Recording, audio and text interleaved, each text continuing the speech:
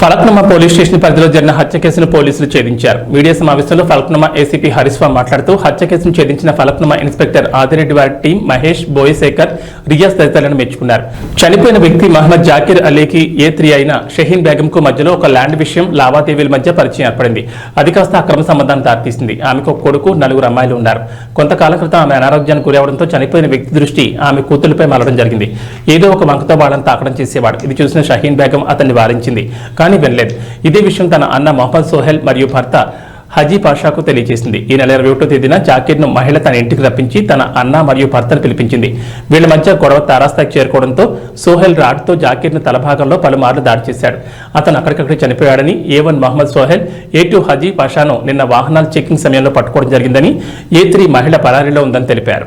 Month 21st రోజు మా inspector Falaknuma inspector Adireddy and SI Mahesh and remaining team establishments 11 o'clock close చేయాలని orders పైన తీగలకుంట Deccan bakery ఏరియాలో పెట్రోలింగ్ చేస్తూ ఉంటే వాళ్ళకు ఒక డైలాండర్ నుంచి ఒక ఇన్ఫర్మేషన్ వచ్చింది.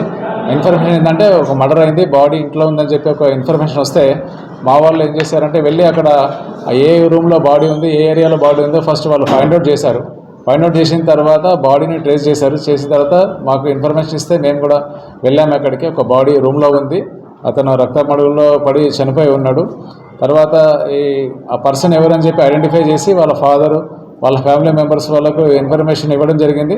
వాళ్ళు వచ్చి చూసి ఇది మా కొడుకును ఈ షహీన్ బేగము తర్వాత వాళ్ళ హస్బెండ్ చంపి ఉంటారని ఒక కంప్లైంట్ ఇచ్చారు. మేము కేసు 302 కేసు కింద రిజిస్టర్ చేసి ఇన్వెస్టిగేషన్ చేయడం జరిగింది.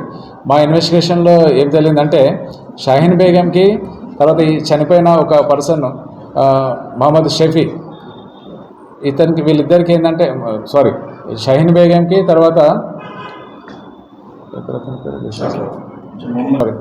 షహీన్ బేగంకి జాకీర్కి మధ్యలో సమ్ రిలేషన్ ఉందని చెప్పి మాకు తెలిసింది. ఏ రిలేషన్ అంటే షహీన్ బేగంకు జాకీర్కు ఒక ల్యాండ్ ఉంది జహీరాబాద్ దగ్గర. ల్యాండ్ ఉంటే ఆ ల్యాండ్ను ఈమెకు అమ్మడం జరిగింది, షహీన్ బేగంకి అమ్మారు. అమ్మిన తర్వాత 5 years బ్యాక్ ఈ ట్రాన్సాక్షన్ జరిగింది. సో అప్పుడు వాళ్ళిద్దరి మధ్యలో ఒక పరిచయం అనేది ఏర్పడింది. జాకీర్కు తర్వాత షహీన్ బేగంకు పరిచయం ఏర్పడితే ఏదైతే స్టార్టింగ్ పరిచయం వాళ్ళిద్దరి మధ్యలో ఒక వివాహేతర సంబంధానికి దారితీసింది. 5 years నుంచి వీళ్ళిద్దరూ రిలేషన్లో ఉన్నట్టు తెలుస్తుంది.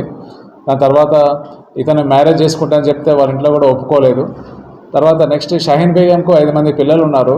ఫస్ట్ పెద్ద కొడుకు, తర్వాత అంతా 2nd, 3rd, 4th, 5th అంతా డాటర్స్ ఉన్నారు. 2nd డాటర్ పైన 3rd డాటర్ పైన కూడా ఇతను సెక్సువల్గా అబ్యూజ్ చేస్తాడని చెప్పి తెలుస్తుంది అక్కడ. సో అతను చెప్తే వినలేదు, నా కొడుకు నా బిడ్డల పైన ఇట్లా చేయొద్దని చెప్తే అతను వినలేదు, అతని పద్ధతి మార్చుకోలేదు. సో 21st రోజు మళ్ళీ అతను యథావిధిగా వాళ్ళ ఇంటికి వచ్చాడు షహీన్ బేగంను కలవటానికి. షహీన్ బేగం ఏం చేసిందంటే ఇతను ఎలాగో నన్ను టార్చర్ చేస్తుండు ప్లస్ నా పిల్లల్ని కూడా ట్రై చేస్తుందని చెప్పేసి షహీన్ బేగం వాళ్ళ బ్రదర్కి ఇన్ఫార్మ్ చేయడం జరిగింది. మహమ్మద్ షఫీ వాళ్ళ బ్రదర్ వచ్చాడు. వచ్చేసిన తర్వాత వాళ్ళ బ్రదర్కి షహీన్ బేగంకి ఇతనికి గొడవైన తర్వాత గొడవలో ఇతను ఐరన్ పైప్ తీసుకొని అక్యూజ్డ్ ఆ డిసీజర్ పైన చాలాసార్లు కొట్టడం వల్ల అతనికి హెడ్ ఇంజరీ అయ్యి అక్కడ స్పాట్లోనే చనిపోవడం జరిగింది. మేము ఈరోజు మహమ్మద్ షఫీ A1 తర్వాత నెక్స్ట్ హాజీ పాషా A2 వీళ్ళిద్దరిని అరెస్ట్ చేసి కోర్టులో ప్రొడ్యూస్ చేస్తున్నాము. తర్వాత షహీన్ బేగం కూడా ఈ కేసులో ఇన్వాల్వ్మెంట్ ఉంది, ఆమె కూడా అరెస్ట్ చేసి కోర్టులో ప్రొడ్యూస్ చేస్తాం.